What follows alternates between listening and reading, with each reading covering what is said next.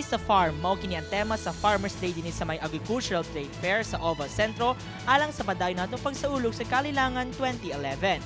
Gani ubay-ubay ka mga exhibits sa kalingawan sab ang namugna sa maong Farm Day aron maghatag og oportunidad nga maipasigarbo sa atong mga kapusong farmers ang ilang abilidad sa pagtanom ug pag-amuma og mga hayop. Sa among pagsuroy sa maong Farm Day, among naaptan ang karitela kung diin kini gidala sa usa ka kabaw. What? No, no, no.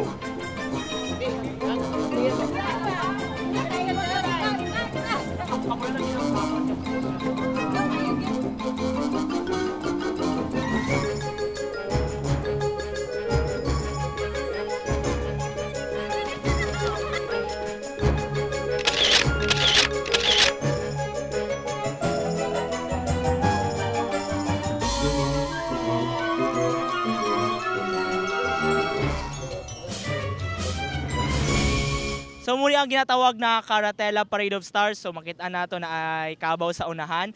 So 10 pesos lang, isa kalibot paadto sa Oval Plaza. So kamo mga kapuso, sulihin ninyo ang Caratela Parade of Stars dinhi sa may Oval Centro. Ang Caratela Parade of Stars, gusto lang nato i-showcase din sa city nga naa pa di ay Carabao o Kariton. So nangita jud mi ani sa mga barangays. Actually gamay na lang jud ang nag-participate ani sa mga barangays kay naglisod pud silang pangita kining original daw nga ligid nga ginatawag nila na Bargas. So ipakita nato din sa syudad kay ang mga bago na henerasyon wala pa jud nakasakay og kariton. So magiging income generating project usab kini siya sa handler no sa nagdala sa Carabao. So kung kinsa tong gusto mo sakay dinhi sa kariton adto lang mo dinhi sa Oval Plaza. Makalingaw gayud ang pagsakay nimo sa maong karatela kay matagamtaman gayud nimo ang kinaraang estilo sa transportasyon. Sa mga sakay mong nasinati na sakay ka sa Caratela Parade of Stars na sa una mo ni ang gani imong means of transportation. Ay, nakulbaan ko first time kay ang Carabao kusog kay mo mudagan kay nabaguan siguro. Tagtag kaayo sa lawas. Enjoy man pod galing lang kay tagtag lagi kaayo murag manakita tong kalawasan. Pero sadya enjoy. O sadya, adlok lang ka daw matuwang. Adto na sab exhibit sa managlaing tanom nga gimugna sa Office of the City Agriculture kung diin kapin 26 ka species sa tanom ug gulay ang imong makitaan. Ang maong exhibit nagaawhag sab sa mga generals na kinatawag nga organic farming.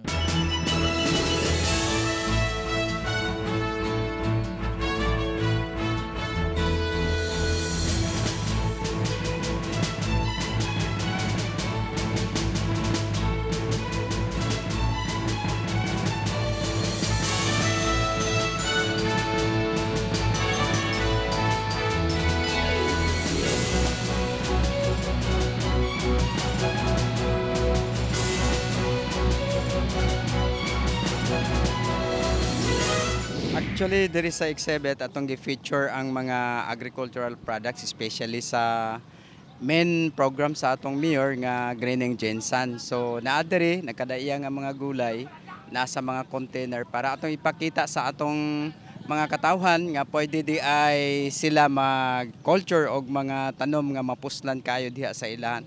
Diha sa ilahan nga mga balay pinaagi sa container. Ang drive nato katong environmentally safe, wala ni siya gitreat sa mga chemicals kundi organic kini nga pagka-produce na atong mga tanom.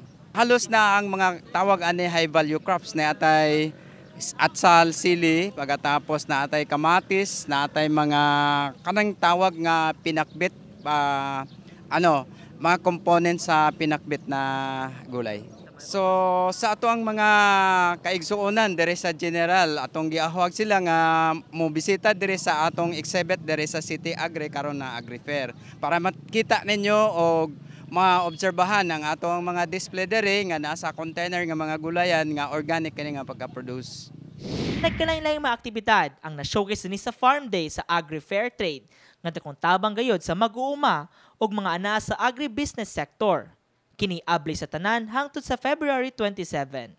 Kining Farm Day activity nato manggod, this is actually designed para ma-encourage atong mga farmers nga mo participate sa kalilangan. Kasi ang ato man kong objective diri is preserving culture, no?